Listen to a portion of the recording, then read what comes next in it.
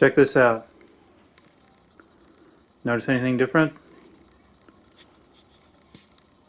The bench is actually clear. This is kind of a resolution of mine. You can hold me to it. We shall see. I mean, the rest of the shop is still a mess, but the bench is clear. Except for this stuff, which I'm going to talk about. This is some stuff brought back from the boat.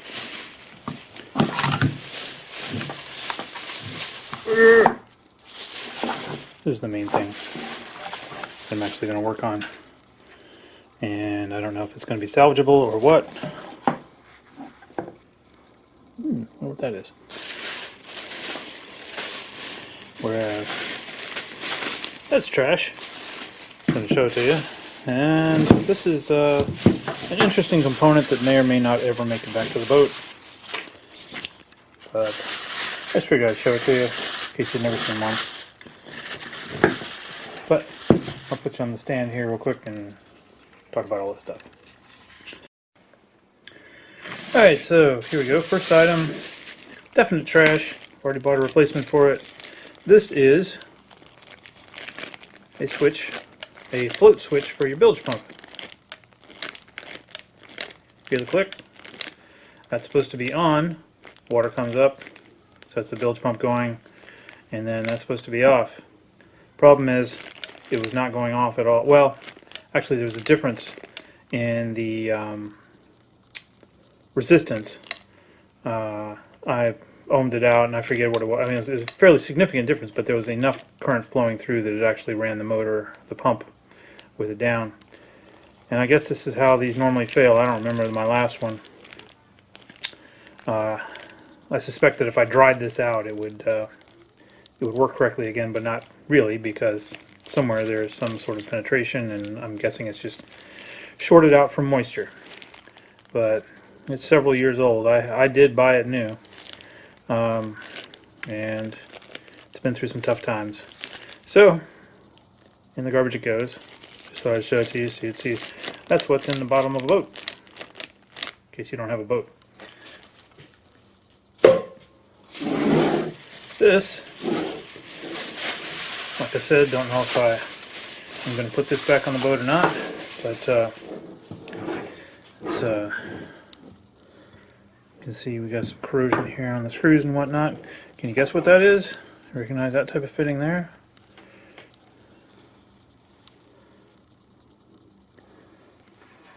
This is a remote actuated propane switch. And because propane's a real problem on a boat, potentially, if any should leak, it is heavier than air, so it will just drop down to your bilge if it does not have another way to go. And that's bad, because then you turn your boat into a bomb, and that's not good.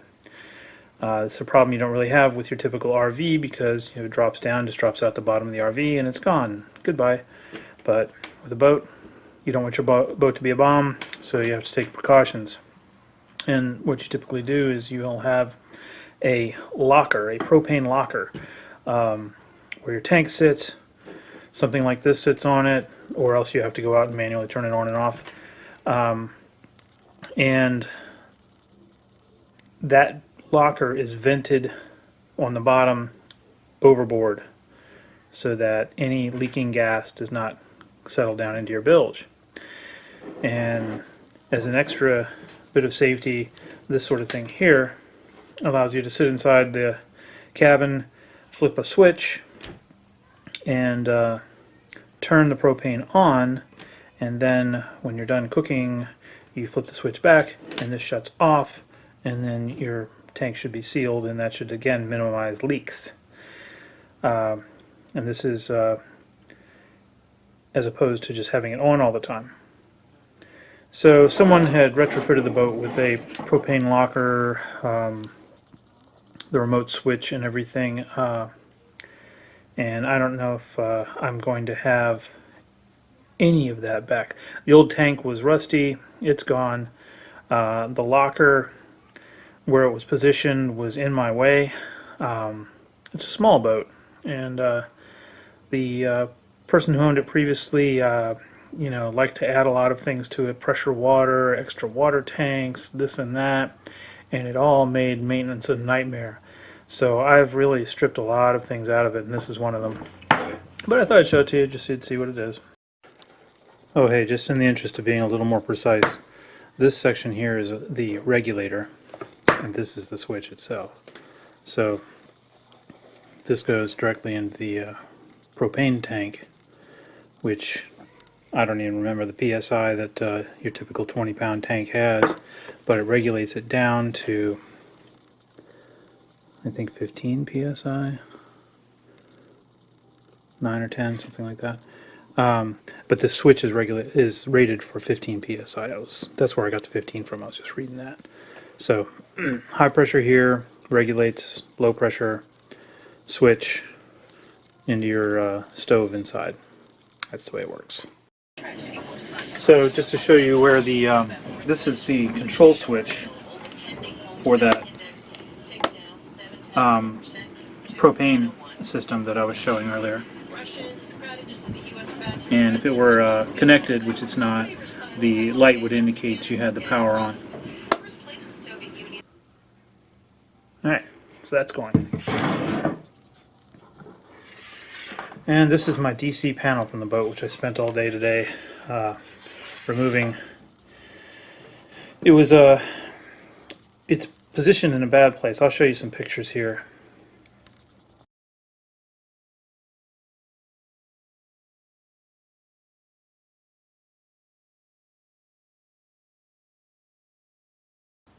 From the pictures you should have seen this sits right, like my sink is over here, and countertop, my L-shaped countertop, and this sits right there. And I'm not sure it's going to stay there, but one thing for sure, I want to be able to access the wiring more easily, whether it's this wiring or whatever I come up with. I want to hinge it at the bottom and use screws or whatever at the top, so that if I need to access something, it'll just flip down. But you saw the way it was wired previously, with just spaghetti coming in from all directions, and it's just a mess. Even if I had tried to put a hinge on it, it wouldn't have worked in that fashion. So yeah, have to do some modifications no matter what. But anyway, this is pretty sure original equipment. And when you look back here, don't look too good. A lot of corrosion. I mean, I'm guessing these were never meant for marine use. Can't imagine those were stainless and doing that. So the bad thing is buying a full marine panel is expensive. One of the big names out there is Blue Sea Systems, I think. And a panel like this costs, like $250 or something like that. I was surprised, I was looking in the local West Marine. I thought that, basically we'd moved away from these fuses, but the high-end Blue Sea Systems still uses these. So maybe that's not such a bad thing. But the corroded state of the different components concerns me. I'm not sure how much that will clean up and how much it's just beyond repair or beyond salvage. You can see right here something happened in the past where I guess this fuse unit doesn't work anymore, and someone put in this type of a inline fuse instead. So I'll take a look at that, figure out what could be done. I don't know. If nothing else, it gives me a size template for the hole that's there. But yeah, the nice thing about an old boat like this, that it's pretty much a blank canvas. I can do whatever the heck I want. So if I want to relocate the entire panel redo the entire electrical system, that's my choice. Go for it. I'll do a little cleaning on this and see what it looks like. Alright, I know I said I was going to clean this up, but I changed my mind, and here's why. There's nothing back here worth saving. If you look at the condition of all this stuff, it's all corroded. There's nothing worth cleaning up. And I priced out, so I thought, okay, well maybe I'll just save the piece of plastic and buy new pieces and resolder the whole deal. And I priced out all these little components. Basically these two-way toggle switches and these panel mount fuse holders, basically around $350 a piece for all of them. So you've got 13. Hey, let's start all over. 13 of these and 12 of these, and I didn't even price the little indicator LED light. So it turned out to be about $100 I was going to be spending just in buying the little pieces. And that was a non-starter after I started researching some of the other available options online. So I'll go and show you what I found online and talk a little bit about the options there.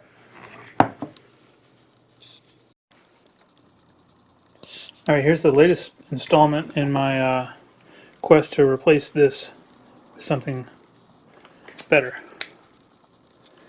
I'm going to use two of these Blue Sea Systems, and they're going to be mounted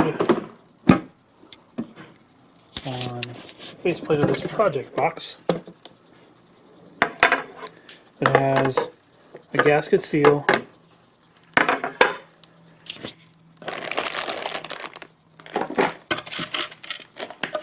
this is going to go right where that was. I'm hoping all the dimensions are going to work out the way I anticipate without any patching or anything of the hole that's already there. In other words, I hope it's going to cover the hole. There is a slight shortcoming in the height, but I think there's enough, I think it'll work. We're going to find out. And then, so this will mount directly to the bulkhead, so it's going to protrude. This is, I think, 4 inches, maybe a little less. Let's see. Oh, 3 inches. 3 inches, never mind. Yeah, so it's 3 inches, and I think that'll look pretty good. My friend Brian says it's going to look horrible. He said, "Oh man, I thought you'd build something nice out of wood and la la la." And who knows, maybe down the road I will. But you've seen the inside of my boat. You know I've got a lot of other, work to do on the aesthetic front. So I don't think that this should take a high priority right now. I just want nice and safe and neat, and I think this will fit the bill. So each of these costs about $45. So I just ordered one, took a look at it, and decided, all right, I guess I'm going to do it, because the other part of me wanted to just buy individual switches and cut this up and make it myself. I don't know. I actually went to the I actually got to the point where I tried to cancel this order because it was taking so daggone long, and then by the time I tried to cancel it, they had already shipped it. So I was like, all right, here it is, and I'm just going with it. And now I'm going to end up buying another one, and I'll take it out of the packaging here and show it to you here. All right, so this is what your $45 buys you. You get 6 of these switches, which are $3 switches. So you got $18 worth of switches there. All right, now what do you get for your other $30? A plastic backing and a strip that connects all of the switches on the positive input and on the I don't want to call it, it's the ground. All that does, as far as I know, is makes the lights work. I think you could completely disregard this if you didn't want to use the lighted switch function, which I'm kind of wondering about. I don't know how much amperage they draw, but like if I use one of these for my bilge pump, it's going to be on all the time, and then that's going to be a, you know, a parasitic draw. On the other hand, I guess what I could do, I could use a separate switch somewhere that's, I don't like direct wiring my bilge pump, even though many people do. And then they might have just a switch for, a bilge pump has two modes, manual and automatic, and many people leave the automatic mode straight wired, and then the manual mode switched somewhere. So I want to switch somewhere in there, even for the automatic mode, for the simple reason you can have a failure like what I just experienced with my last float switch, where it was stuck in the closed position. Closed meaning switch closed, meaning allowing current to flow, meaning running the motor into the ground. So I like to have the ability to shut it off, even though 99.9% of the time it's going to be on. So I guess what I could do is mount, you know, a single switch somewhere else that just did that if I wanted to use the lights. I haven't made up my mind. Anyway, so I should be able to mount two of these side by side. I'm going to go ahead and cut the openings. I only have one in my possession right now, so I'm going to cut the opening this will mount on, and one right next to it that its twin will mount to later. Screw them all down, so I'll be ready. And then I also ordered for the cable penetrations an assortment of these glands of all different sizes. I'm really, for this application, only wanting the very smallest ones, but it was like, you know, I don't know, $10 for this whole thing. So it has, these are the smallest, I think. This is number, let's see if I can find a number on these. Yeah, PG7, yep. These are the smallest that came in this kit. So pop one of those out of here real quick. Alright, so this is what you get. This is the part that makes a sandwich. So you drill a hole that size right there in your surface, push this through, tighten it on the other end. Now, here's a complaint I have seen online. They're saying that they don't really leave much space for any sort of a thick box. You know, they're made for sheet metal boxes.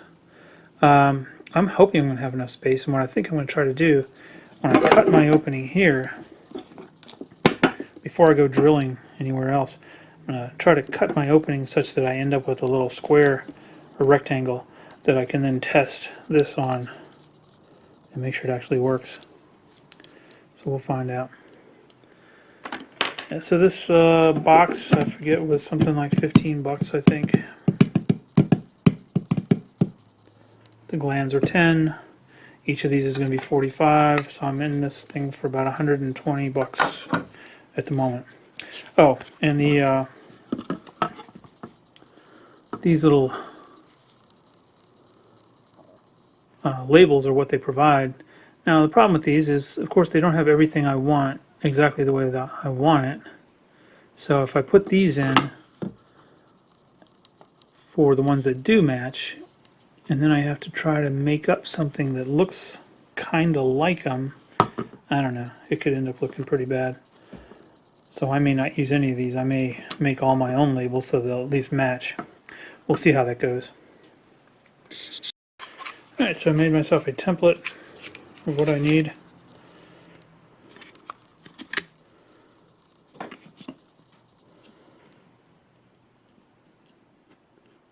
And basically, honestly, eyeball the corners here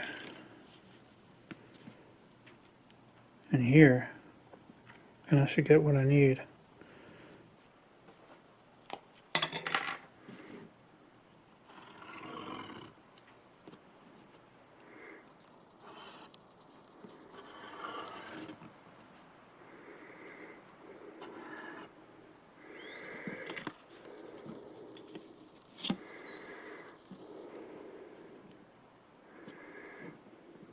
Or this is driving the machinist nuts.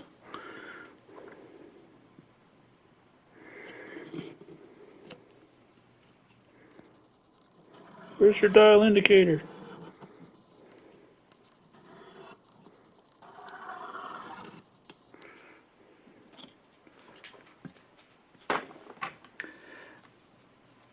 Honestly, I left a little slop, so this should be able to fit, and then kind of float a little bit, and then I'll drill my holes and then mount it. So I think those will be precise enough. Now the big question is, how do I cut those?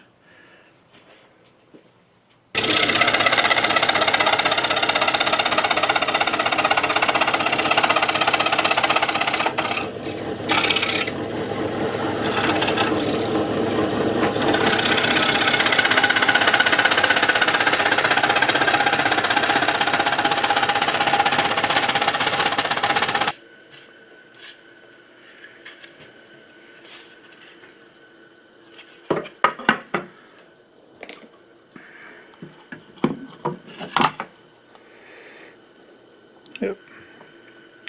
Should work just like that.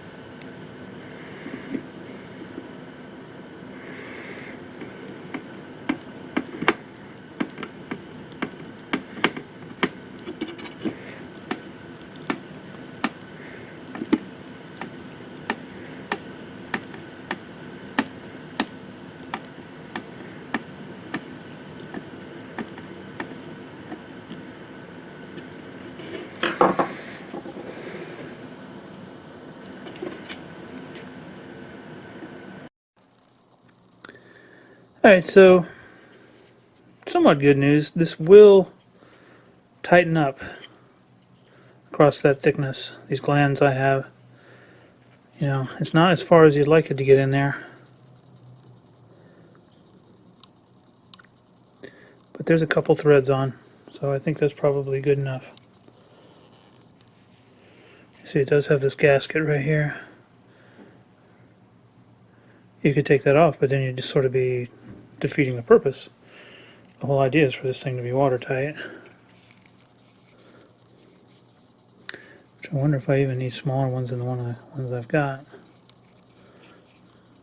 No, I think Alright, so this is how it looks with 2 panels installed. And I've got to get my ground bus to put in there. I went ahead and I powered up each panel and checked the lights on the switches, they all work, and then I got a little load on this one switch just to test things out. Yeah, it's this one, I think. Yay. So it's working the way it should. The other ones you can just see the light comes on.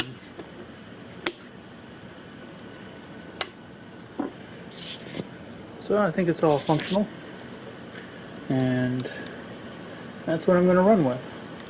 So I just got to get my my ground bus, install that, figure out how I'm going to install it, and then that will dictate how I drill my holes in here for installing my grommets, and then I will be just about ready to install it on the boat. So I guess there's one last function to test, and that's the breaker itself. They're supposed to be 15 amp breakers. What happens if we have an oopsie?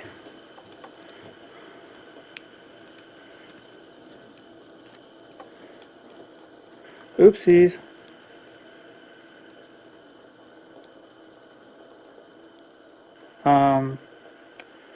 That's not good.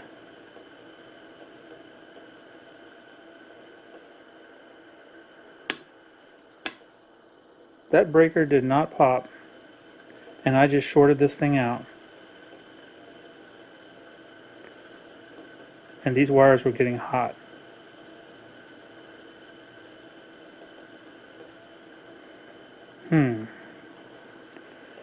Well, now that just disrupts my entire game plan. Alright, I'm going to go ahead and try the same experiment with a different switch. I rerouted it to this switch.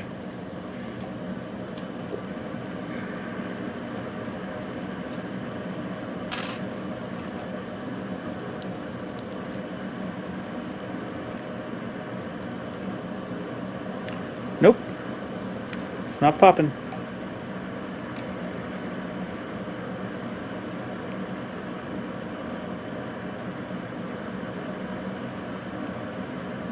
Honestly, I'm surprised that the power supply itself is not popping. It's supposed to have overload protection. That's kind of scary.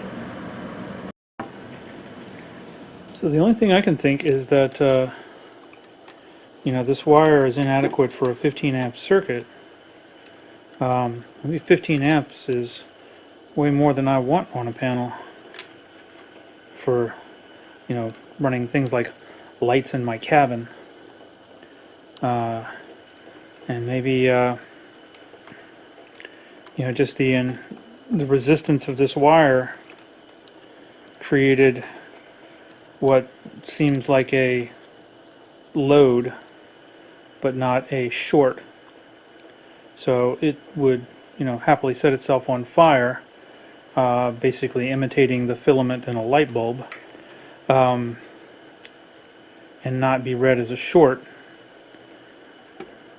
up to the 15 amp level. So with my last experiment, I felt a great disturbance in the force. It was as though a million fingers were wagging, and a disembodied voice said, "Of course you didn't break the circuit.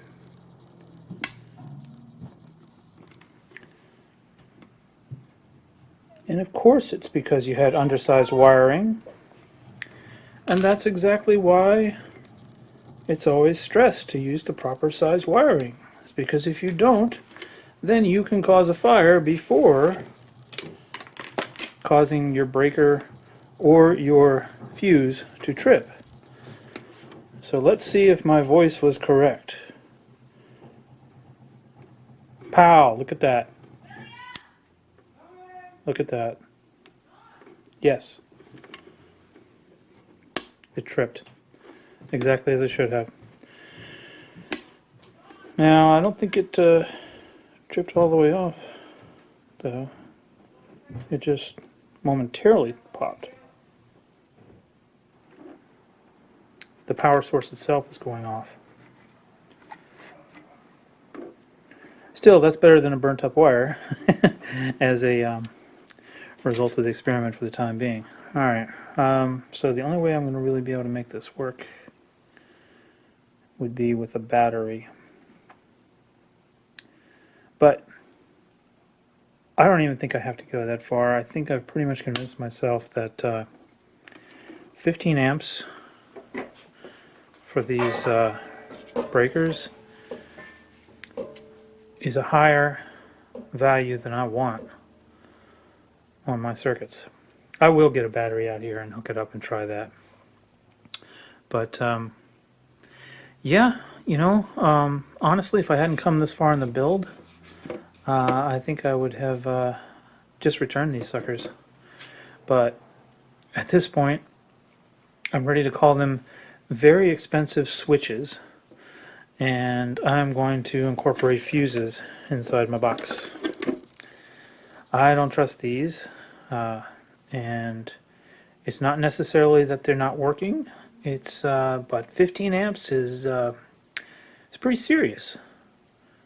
You can do a lot of damage before hitting 15 amps, and so I think that's where I'm going to go. They're going to have fuses in front of the breakers. Now, I did hear someone criticize these things. They said that because the breaker comes after the switch, that made them less effective or ineffective even against shorts. And I never really quite understood that. If I draw out a circuit diagram, you know, with a power supply and a load, and if I say I short that load and I have a switch here, does it matter whether the breaker is before or after, or before and after the switch?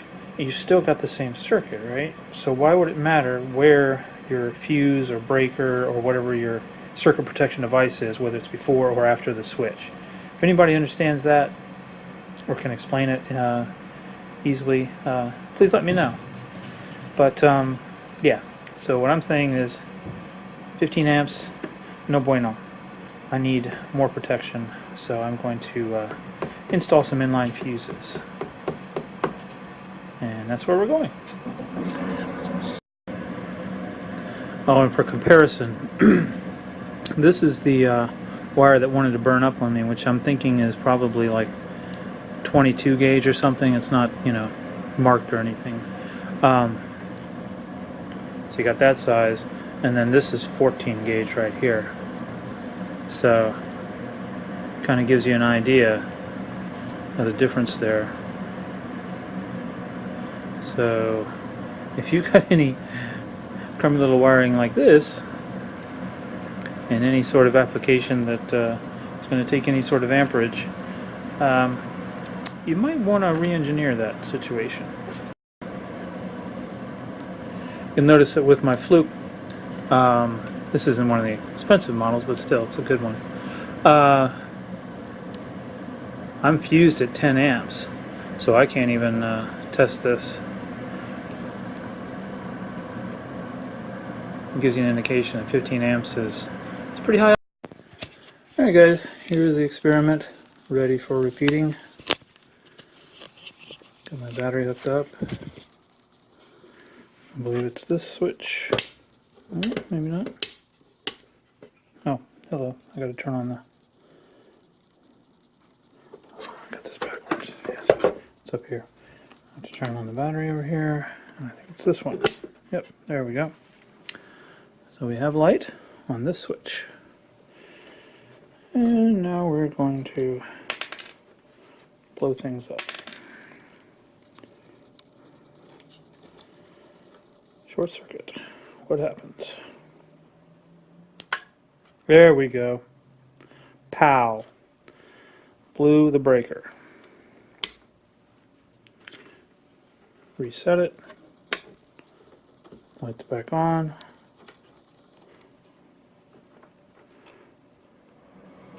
Works again.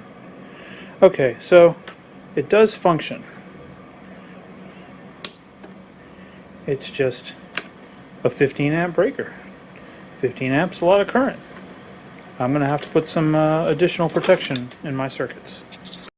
So I bought kind of a bulk pack of these guys. These are terminals for battery cables. And I bought them all in the smallest size, 1/4, because I thought that's what was on my my marine batteries, and I figured, you know, these are copper. It's tinned copper, but they're copper, and I figured it'd be pretty easy to drill them out to fit the various different studs and things. I wound up somehow, I don't remember my thinking. I got this connector post that's 3/8. And anyway, I've already done one of these and it worked out pretty well. Except I cut myself, I didn't realize how daggone sharp I'd left the edge on it. Other than that, worked out pretty well. And you may wonder why I'm doing it here on the bench rather than putting it in a drill press or the mill or whatever. I wanted to verify that I could do it this way because I have one of these is connected to my outboard in a way that's not very easy to undo, and I want that to go over here, and it's the teeniest bit too small, so I'll be actually repeating this process out on the boat using this guy. So but anyway, so it turns out that this smallest, this 1/4, is just a teeny bit larger or smaller. These terminal posts are actually 3/16. So, oops. Anyway, so just to show you that it is not too difficult to drill them out. These things, you know, if you buy them, you know, singly or in pairs, can be pretty expensive. But if you buy a bulk pack, it doesn't work out to be very much. It didn't seem worth it to me to try to make them out of copper pipe, as I've seen some other people do. If you buy them in bulk, they're pretty cheap. So, anyway.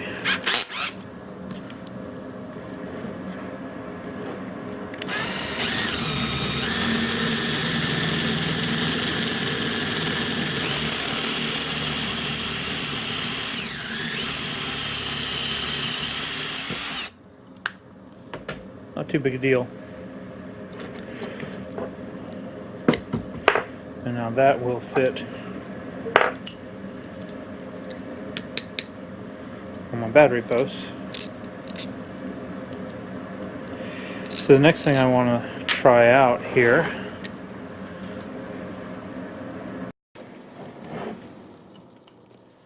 Alright, here's one of the larger ones.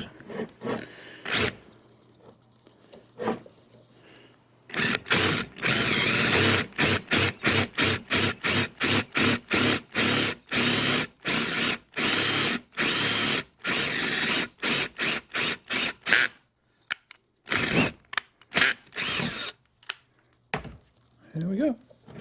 Not too big a deal.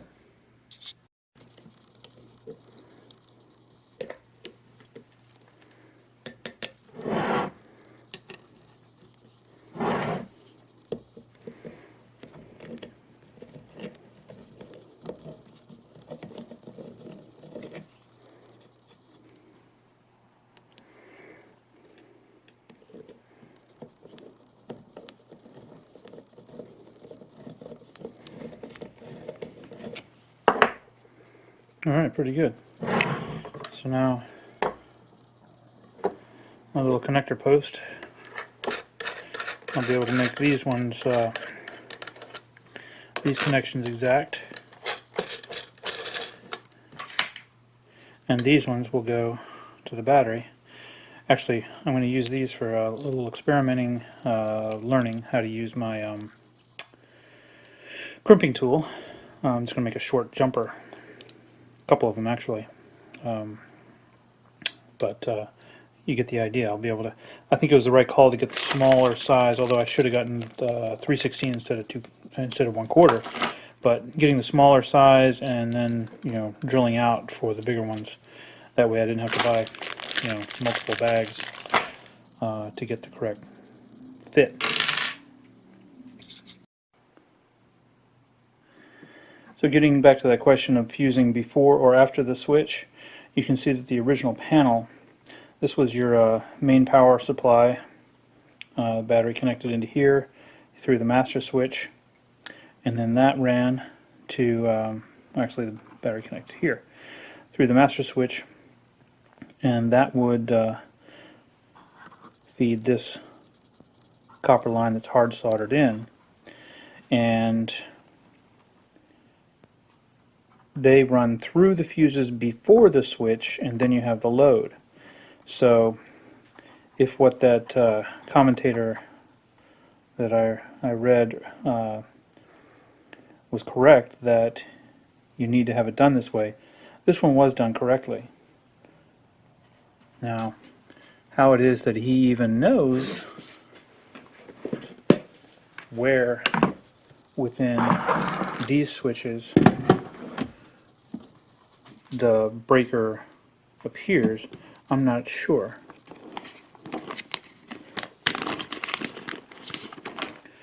Now here's a Carling switch. This is a 11 amp rated for AC.